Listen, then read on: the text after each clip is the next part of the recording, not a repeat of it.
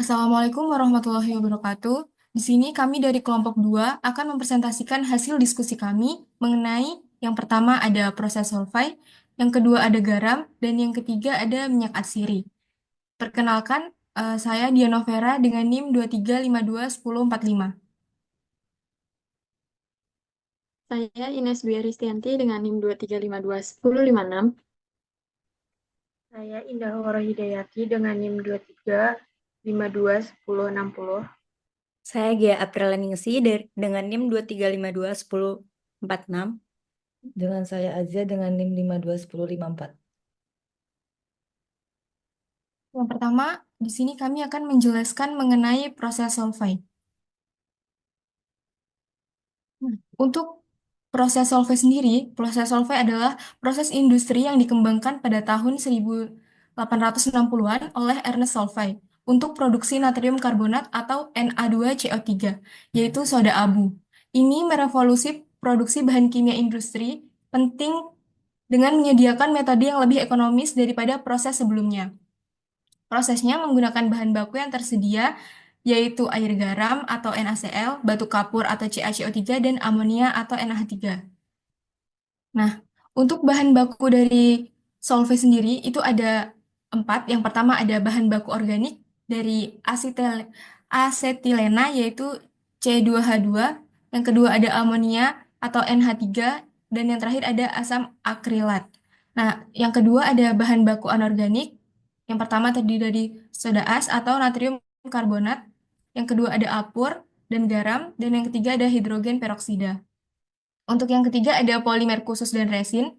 Yang pertama ada PVDF. Dan yang kedua ada PA dan PEK. Yang terakhir ada fluor dan derivatnya. Itu yang pertama ada fluorspar. Yang kedua ada hidrofluorkarbon dan hidrofluorolefin. Next. Nah, ini merupakan block flow diagram dari proses solvay. Next. Untuk prinsip kerja dari block flow diagram tersebut, yang pertama itu ada weighing atau penimbangan. Jadi, bahan baku utamanya yaitu resin, aditif, pigmen, dan filler itu ditimbang terlebih dahulu agar sesuai formulasi. Nah, nantinya itu agar dia sesuai dengan kebutuhan yang diinginkan. Pada weighing ini masih tidak terjadi reaksi kimia. Yang kedua itu ada mixing atau pencampuran. Nah, setelah bahan itu ditimbang, itu akan dimasukkan ke dalam feed hopper, kemudian dicampur dengan mixing tanks. Nantinya di sini akan menghasilkan campuran homogen dari bahan-bahan kimia tersebut. Nah, di sini sudah terjadi reaksi kimia, yaitu resin bereaksi dengan aditif. Yang ketiga ada milling atau penggilingan. Nah, di sini campuran homogen itu akan digiling untuk mendapatkan ukuran partikel yang kita inginkan. Di sini tuh akan memperbaiki kestabilan dan juga warna. Tetapi di milling ini tidak terjadi reaksi kimia. Yang keempat ada filtering atau penyaringan, yaitu menghilangkan partikel besar atau benda asing dari hasil penggilingan. Nah, di sini juga tidak terjadi reaksi kimia, karena di sini hanya menghilangkan partikel-partikel besar atau benda yang tidak sesuai yang dibutuhkan. Peralatan yang digunakan itu ada filter mesh, pressure filter, dan atau screen. Yang terakhir ada packaging atau pengemasan. Nah, di sini tuh produk akhirnya akan dikemas dalam wadah sesuai kebutuhan, misal seperti kaleng atau drum. Itu juga di sini tidak terjadi reaksi kimia atau bisa dikatakan packaging ini sudah tahap akhir. Peralatan yang digunakan itu ada mesin filling dan sealing. Next. Nah, produk industri dari hasil solvay itu yang pertama produk dari natrium karbonat itu ada dari industri kaca, industri kertas, keramik polimer, dan deterjen dan produk pembersih. Next. Nah, untuk produk industri yang memanfaatkan hasil proses solvay itu, yang kedua ada produk dari natrium bikarbonat atau baking soda. Nantinya akan menghasilkan produk makanan, industri farmasi, produk pembersih rumah tangga, dan juga pemadam api. Next.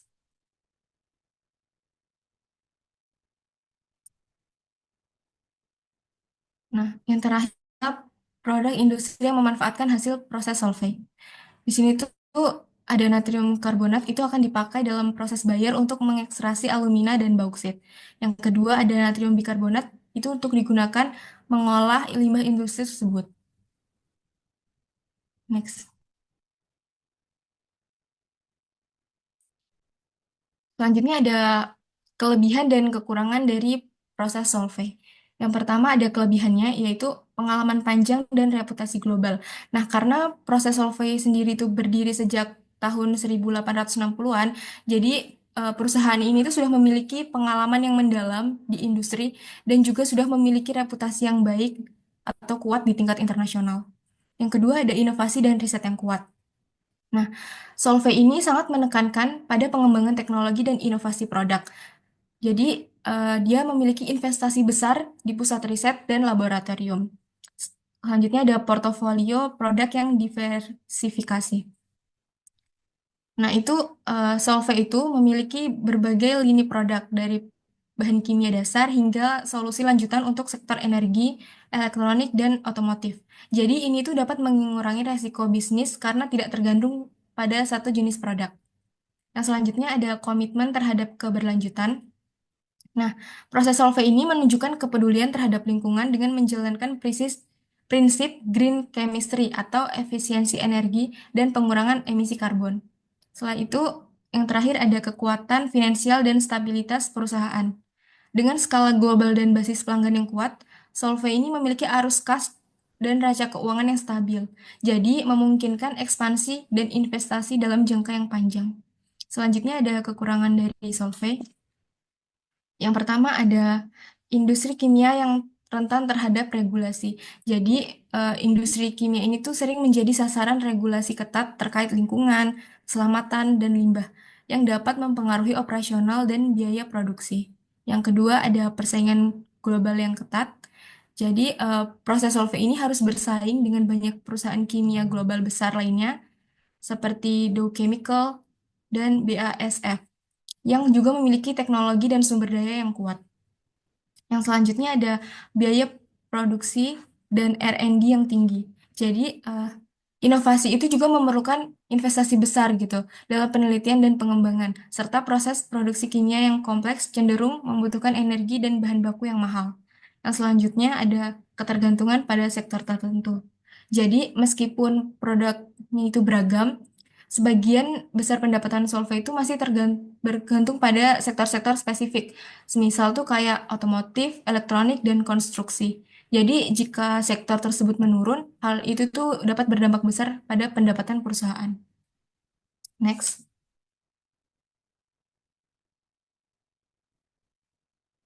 Nah, selanjutnya ada dampak lingkungan. Nah, proses Solvay ini dapat berdampak yang nantinya itu akan meningkatkan salinitas air, itu juga ada polusi udara, setelah itu ada resiko pemanasan global dan juga polusi tanah. Next. Nah, selanjutnya, bagaimana sih penanganan dampak lingkungan dari proses Solvay tersebut? Yang pertama itu ada pengelolaan limbah dan salinitas. Jadi, dalam proses Solvay, air limbah yang mengandung garam, karena kan garam itu akan meningkatkan salinitas, itu bisa jangan dibuang sembarangan. Jadi, limbah ini tuh harus dikelola dengan hati-hati agar tidak mencemari air, tanah, atau sungai. Yang kedua ada pengurangan emisi gas. Proses Solvay ini juga sebagai penghasil gas karbon dioksida dan amonia. Jadi untuk mengurangi pencemaran udara, gas-gas ini biasanya dikontrol dengan sistem daur ulang atau penangkapan emisi sebelum dilepas ke atmosfer. Yang ketiga ada daur ulang limbah padat. Jadi untuk limbah padatnya itu ada kalsium klorida atau CaCl2 itu sering dihasilkan dari proses Solvay ini.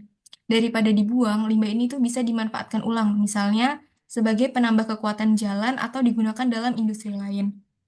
Yang terakhir ada pengelolaan pembuangan limbah yang tepat. Jadi semua sisa bahan dari Solvay itu kita pisahkan terlebih dahulu dan ditangani dengan sistem yang aman dan sesuai prosedur. Tujuannya itu agar limbah tidak mencemari tanah, air, atau udara dan sesuai aturan lingkungan yang berlaku. Ini merupakan referensi yang kita gunakan dalam materi proses Solvay. Selanjutnya di sini kita akan menjelaskan tentang minyak atsiri yang berasal dari serai. Next.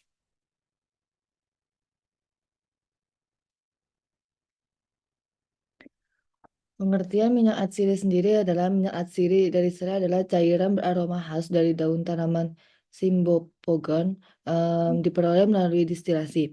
Bersifat mudah menguap, antibakteri, dan anti jamur. Minyak ini juga banyak digunakan dalam industri kosmetik, farmasi, makanan, dan pestisida alami. Komponen utamanya seperti citronellal, geraniol, dan citronellol memberikan aroma segar serta manfaat biologis. Next.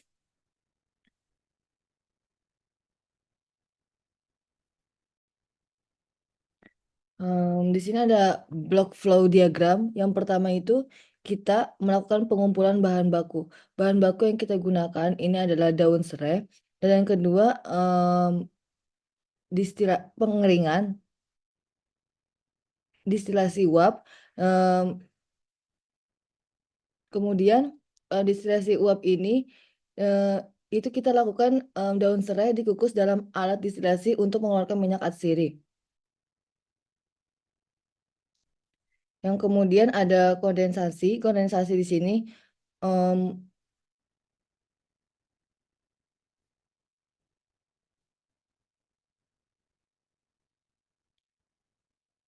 kondensasi ini kita lakukan dengan uap yang membawa minyak didinginkan agar kembali menjadi air. Yang kemudian itu ada pengemasan minyak atsiri. Pengemasan minyak atsiri yang sudah dipisahkan itu dikemas dalam botol untuk dijual dan digunakan. Next.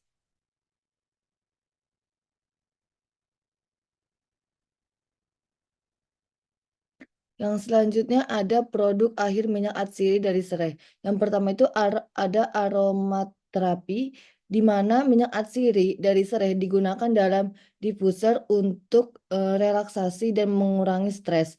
Yang kedua itu ada produk kosmetik dan kecantikan, di mana produk kosmetik dan kecantikan ini digunakan dalam sabun, lotion, atau toner karena sifatnya itu antiseptik dan wanginya itu segar. Yang ketiga itu ada bahan makanan dan minuman. Bahan makanan dan minuman itu digunakan sebagai perisa alami dalam teh, sirup, atau masakan. Yang keempat itu adalah pengobatan tradisional. Pengobatan tradisional itu dipakai untuk meredakan nyeri otot, demam, atau gangguan pencernaan. Yang terakhir ada pengusir serangga alami. Di sini pengusir serangga alami itu efektif mengusir nyamuk dan serangga lainnya karena kandungannya yang kolonialnya. Next.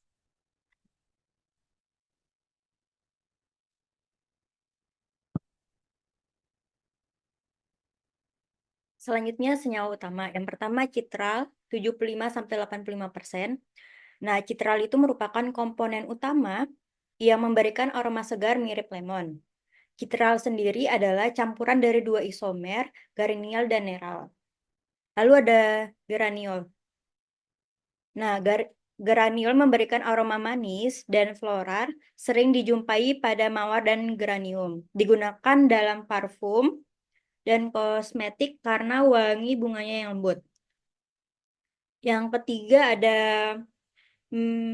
myresin, merupakan senyawa terpene umum pada tanaman, beraroma herbar seperti hop dan taimi dan mangga. Memiliki aroma tanah, herbal, dan agak manis.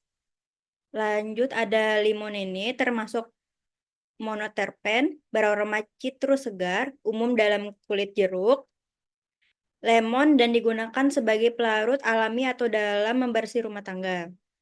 Lalu ada neral. Nah, isomer dari citral bersama geraniol memberikan aroma lemon lembut, sering dipakai dalam produk aromaterapi dan minyak atsiri. Yang selanjutnya ada beta carotene, memberikan aroma sedikit pedas. Nah, senyawa dengan aroma pedas dengan hangat ditemukan dalam lada hitam, cengkeh, dan kayu manis. Nah, beta sendiri itu unik karena bisa berinteraksi dengan reseptor di tubuh seperti CB2, memberikan efek antiinflamasi. Next.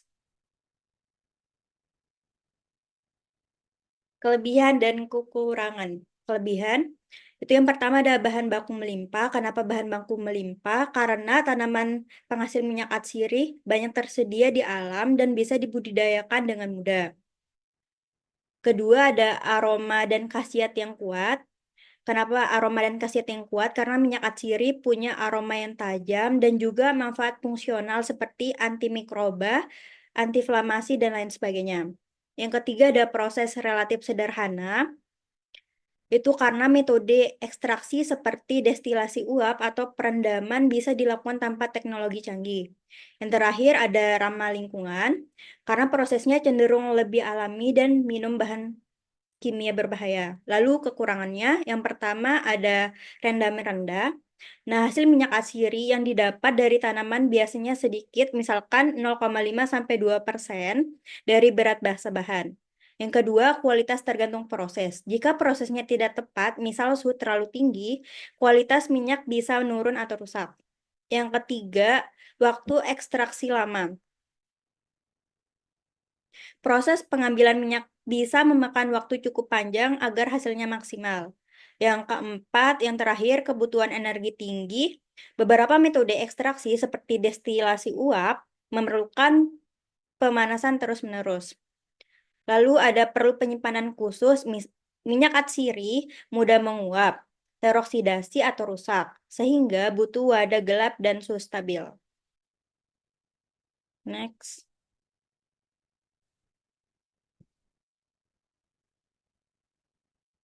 Nah, ini merupakan pohon industri minyak atsiri serai.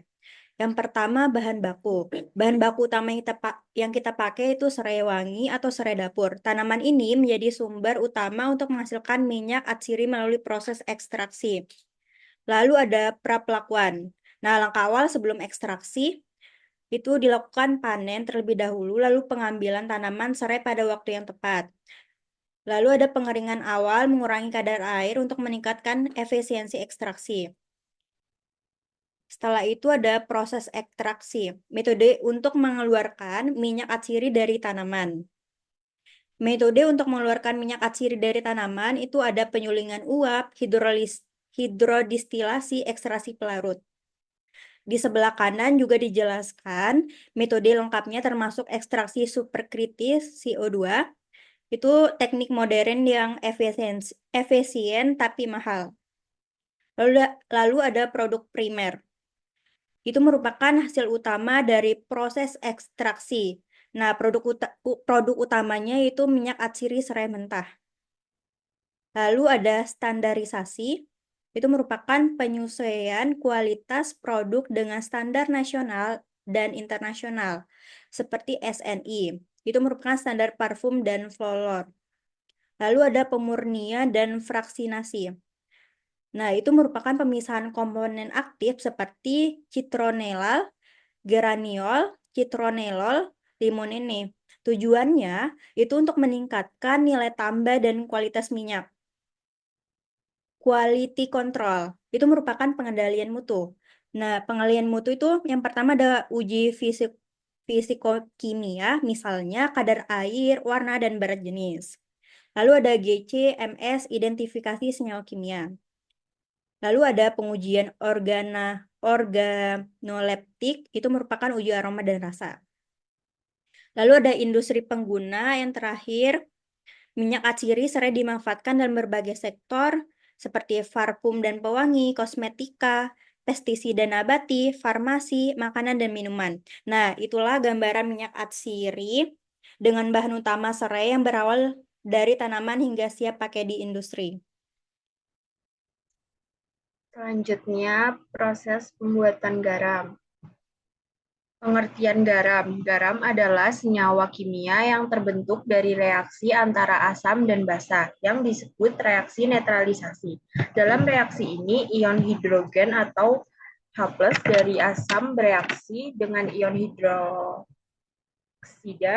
atau OH- dari basa membentuk air atau H2O.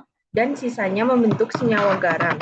Garam terdiri dari kation atau ion positif dari basa dan anion atau ion negatif dari asam. Next.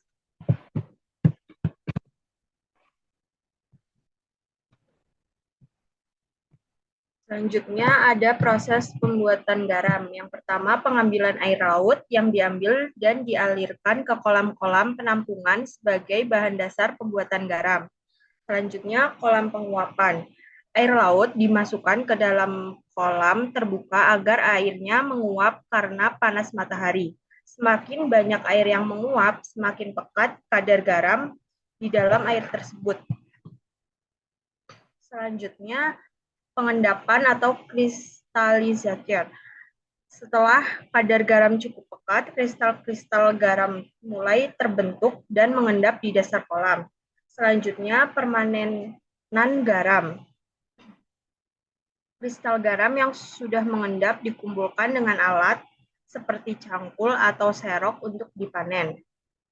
Yang selanjutnya, pengeringan garam. Garam hasil panen kemudian dikeringkan lebih lanjut untuk menghilangkan sisa air dan kotoran agar kualitasnya meningkat. Yang selanjutnya yaitu distribusi. Garam yang sudah kering dan bersih kemudian dikemas dan didistribusikan ke pasar untuk dikonsumsi masyarakat. Next.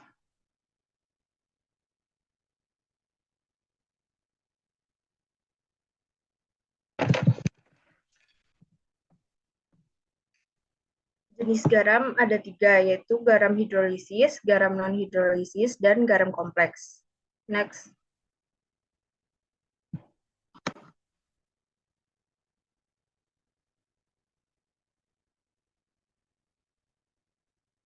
Yang pertama yaitu garam hidrolisis. Garam hidrolisis adalah garam yang mengalami reaksi dengan air sehingga menyebabkan perubahan pH larutan menjadi asam atau basa. Hidrolisis garam terjadi karena adanya ion dari garam yang bereaksi dengan air. Jenis-jenis garam berdasarkan sifat hidrolisisnya. Yang pertama, garam dari asam kuat dan basa kuat atau tidak terhidrolisis. Karena ion-ionnya tidak bereaksi dengan air, maka larutan tidak mengalami hidrolisis. Sifat larutannya netral atau pH-nya 7. Contohnya NaCl dan KNO3. Selanjutnya, garam dari asam lemah dan basa kuat atau terhidrolisis parsial. Anion, misalnya CH3COO- berasal dari asam lemah, sehingga bisa bereaksi dengan air dan menghasilkan ion OH-. Sifat larutan basa atau pH lebih dari 7. Contoh CH3COONa dan KCN. Next.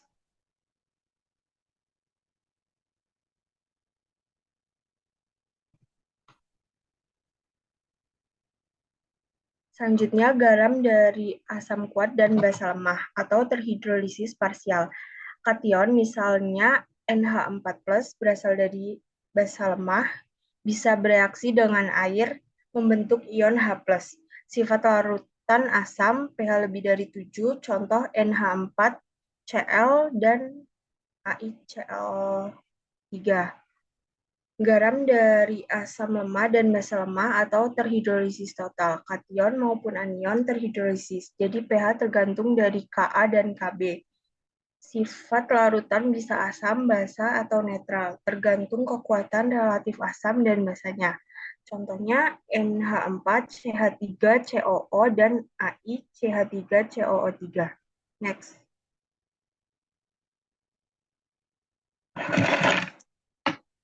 Oke, selanjutnya adalah garam non-hidrolisis. Garam non-hidrolisis itu garam yang tidak bereaksi dengan air dan tidak mempengaruhi pH larutan.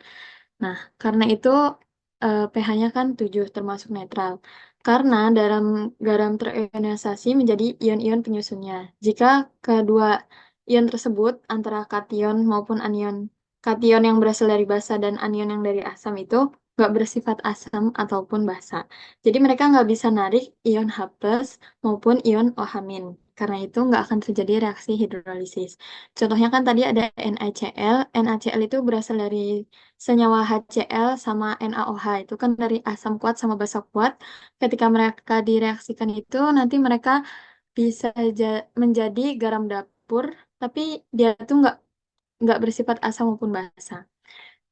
Nah, terus ciri-cirinya yaitu ini terbentuk dari asam kuat basa kuat, contohnya NaCl tadi, atau yang kedua ada ion-ion penyusunnya, kation anion tidak bersifat asam maupun basa.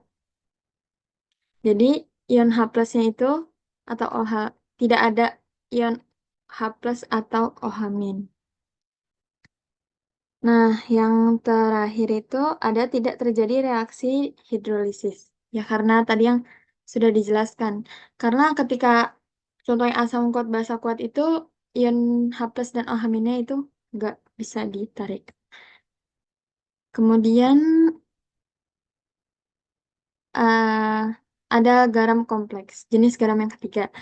Itu ia merupakan senyawa yang terbentuk dari ion pusat logam yang berikatan antara satu atau lebih ligan yang saling menyumbangkan elektron melalui ikatan koordinasi.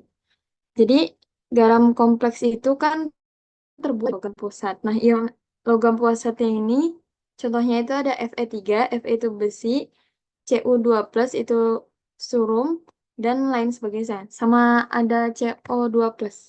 Kemudian ciri-cirinya itu yang pertama ada mengandung ion logam pusat atau biasa disebut dengan logam transisi. Nah, logam transisi ini biasanya dia tuh punya orbital kosong yang berfungsi untuk menerima pasangan elektron. Yang kedua itu ciri-cirinya adalah terikat pada ligan melalui ikatan koordinasi karena ligan itu bisa berupa H2O, amonia maupun ion sianida dan bisa dan lain sebagainya, masih banyak. Kemudian yang ketiga ada struktur kompleks stabil. Struktur ini biasanya tuh punya bentuk geometri, entah oktahedral maupun tetrahedral. Dan yang terakhir adalah bermuatan positif, negatif maupun netral. Jadi eh, muatannya itu tergantung pada jenis dan jumlah dari ligan serta muatan dari pusatnya itu. Nah, selanjutnya ada proses pengolahan garam dalam industri. Jadi ada dua proses. Yang pertama itu purifikasi. Purifikasi itu sesuai namanya ya, itu berarti proses pemurnian, yaitu memurnikan garam mentah untuk menghilangkan kotorannya. Terus ada yang kedua itu penggunaan dalam pengelolaan air. Jadi ini biasa digunakan dalam NaCl yang biasa nantinya akan diolah menjadi water softener atau pelembut air. Nah, dalam purifikasi sendiri ini ada beberapa tahap. Yang pertama ada pencucian, filtrasi, rekristalisasi, dan pengeringan. Kemudian langkah untuk melindungi laut. Nah, kenapa di sini yang dijelaskan adalah laut? Karena sebagian besar garam itu kita memproduksinya itu berasal dari laut sendiri. Kan terutama untuk garam dapur itu. NaCl itu kan berasal dari natrium sama klorida. Nah, itu tuh sumber terbesarnya itu adalah di laut. Jadi, untuk menjaga kestabilan produksinya, kita juga harus menjaga sumbernya. Yaitu yang pertama dengan meminimalkan penggunaan plastik sekali pakai, karena plastik itu salah satu bahan yang sangat sulit terurai. Kemudian, pilih produk laut yang berkelanjutan. Di sini contohnya ada ikan, ada kerang, ada udang. Tapi bukan berarti mereka dieksploitasi secara berlebihan ya, tapi secukupnya aja. Kemudian ada partisipasi dalam program pembersihan. Jadi, yaitu kita harus menjaga sumber dari produk yang berasal dari garam tersebut. Jadi, kita harus menjaga kebersihan di laut. Kemudian ini ada pohon industri garam sendiri. Nah, ini kan garam NaCl itu berasal dari Na plus atau natrium, kemudian dari Cl min atau klorida. Nah, ini biasanya ditemukan di laut. Kemudian dari NaCl ini dapat menghasilkan ada sodium sodium karbonat, sodium sulfat, sodium bikarbonat, klorin atau asam klorida dan lain sebagainya. Nah, ini nantinya dia bisa menghasilkan banyak sekali produk. Bisa jadi deodoran, film, kaca film, pipa, kabel plastik, CaCl, kalsium klorida. Kemudian diolah lagi, dia tuh dapat menjadi banyak sekali kegunaannya, baik dalam sektor pangan, bahan makanan, terus bleaching kertas, farmasi atau obat-obatan, disinfektan, percetakan, dan banyak lainnya. Nah, itu saja yang mungkin bisa kami jelaskan pada kesempatan kali ini dari 3 PPT yang telah kami sampaikan, dimulai dari proses solvay, kemudian minyak atsiri, dan yang terakhir adalah proses pembuatan garam itu sendiri. Kami mohon maaf apabila selama kami presentasi banyak terdapat kesalahan, baik dalam segi materi maupun penyampaian. Kami akhiri, wassalamualaikum warahmatullahi wabarakatuh.